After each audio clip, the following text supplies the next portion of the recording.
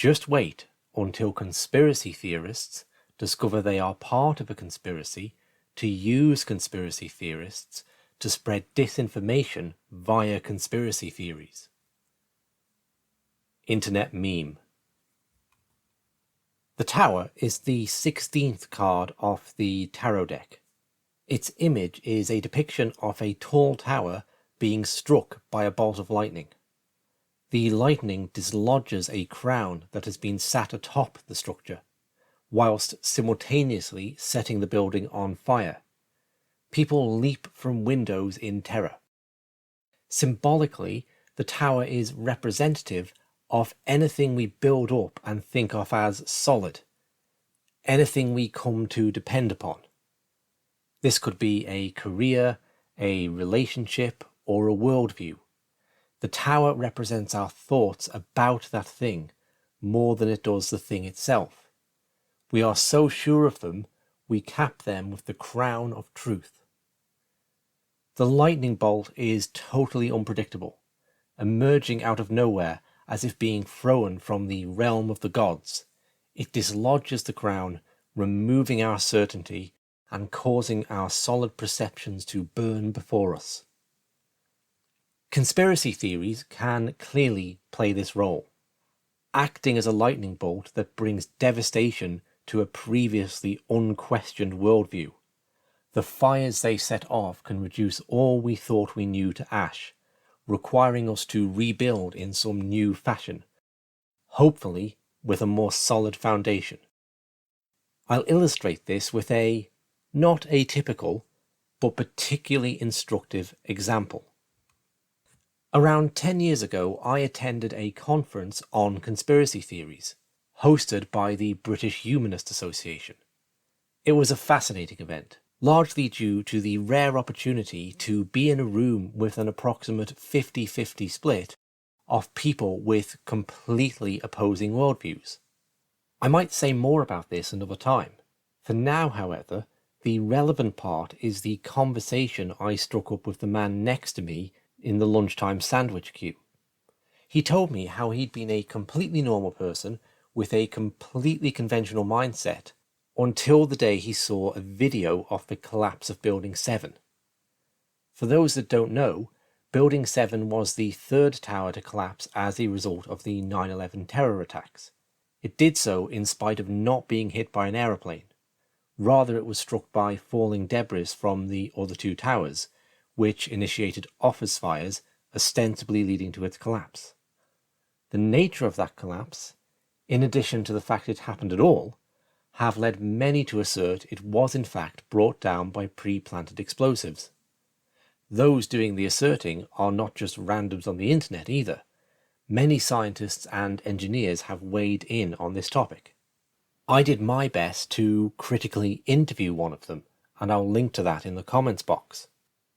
My lunch queue friend described how his whole worldview had been shattered in an instance of seeing the building's collapse presented as a controlled demolition. He described how he stood looking at the screen saying over and over to himself, "That's a controlled demolition. That's a controlled demolition. That's a controlled demolition." The implications were overwhelming. Everything he thought he knew about the world had just gone into freefall.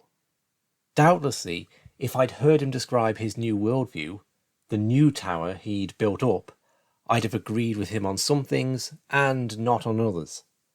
The possibility also exists that, rightly or wrongly, at some future point, he may come to think differently about Building 7, concluding that it was brought down by office fires after all. Major aspects of his new worldview might still remain, absent the catalyzing event which allowed them to form. None of this should be surprising. It's the effect we would expect conspiracy theories to have. What's interesting then is when they do the exact opposite. When conspiracy theories are employed to reinforce consensus reality, to prop up the tower. Let's take a look at how this works. Around the 5-year anniversary of the 9/11 attacks, Fox News invited economics professor Morgan Reynolds on as a representative of the 9/11 truth movement.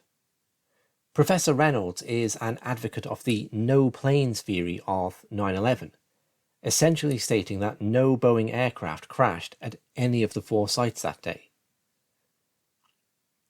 Well, you say, for example, that there were no planes that hit the World Trade Center. Is that your contention? No, what I say is that there were no big Boeing crashes at all 4 events. There's no significant wreckage, for example. Well, did you see the videotape that the rest of us saw?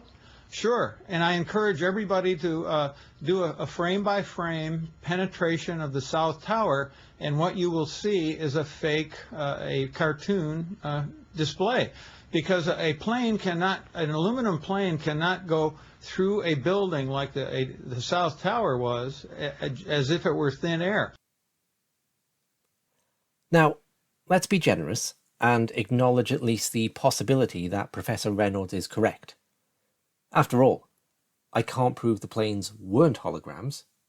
It remains the case that the no planes theory represents the most fringe and far-out aspect of 9/11 research.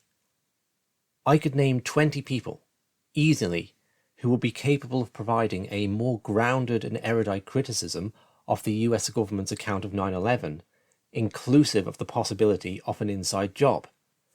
Yet surprisingly, those people don't make it on to Fox News. Instead, they select guests who present fantastical accounts of holographic planes. This approach crosses the political spectrum. Over on MSNBC, Rachel Maddow plays a similar game. This was written specifically to take on the claims of the people who said that 9/11 didn't really happen, or that 9/11 was an inside job, that 9/11 was not actually an attack on our country, but was rather a hoax perpetrated by our government in order to enslave us or something. It didn't work.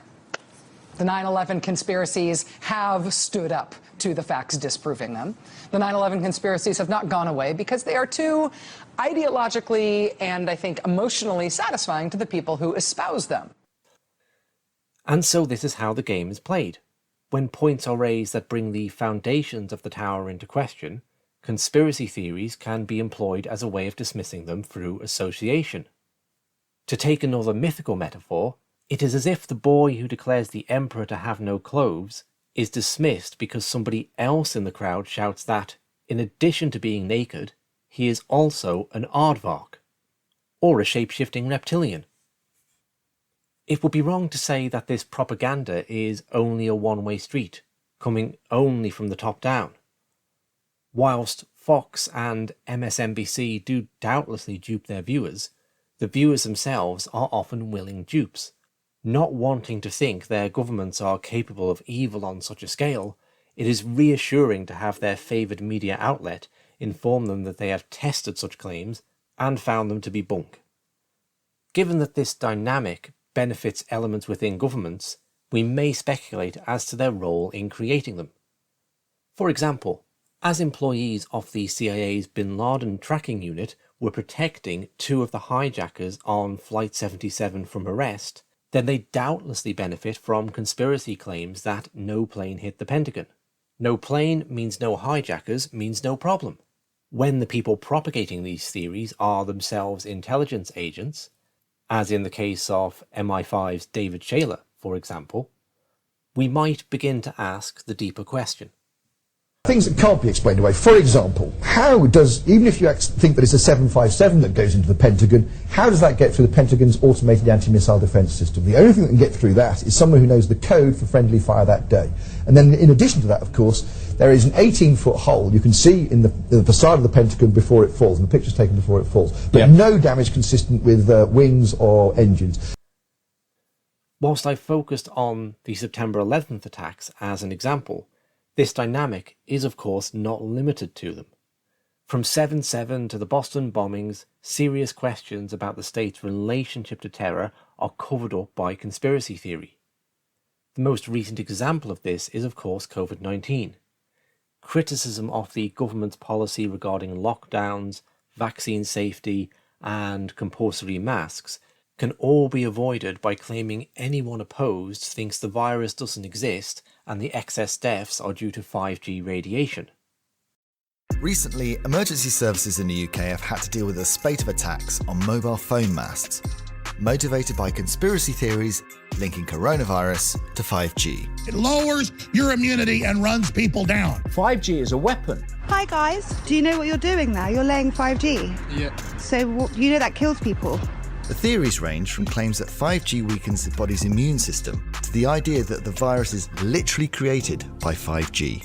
It absorbs oxygen. That's just nonsense. Dangerous nonsense as well.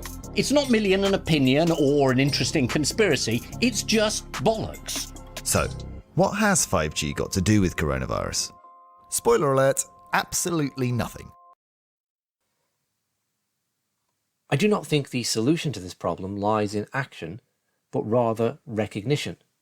If the points I am making here are new to you, then you will doubtlessly see this dynamic playing out from now on. The term limited hangout refers to an intelligence agency releasing some information about an event, but in a distorted way to prevent a deeper truth from emerging.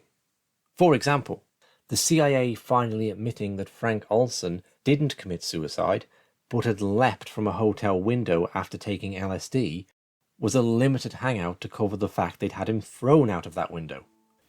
Perhaps we need a catchy new term for an unlimited or exaggerated hangout to describe this phenomenon of avoiding deep questions by associating them with fantasy. Suggestions on a postcard, please.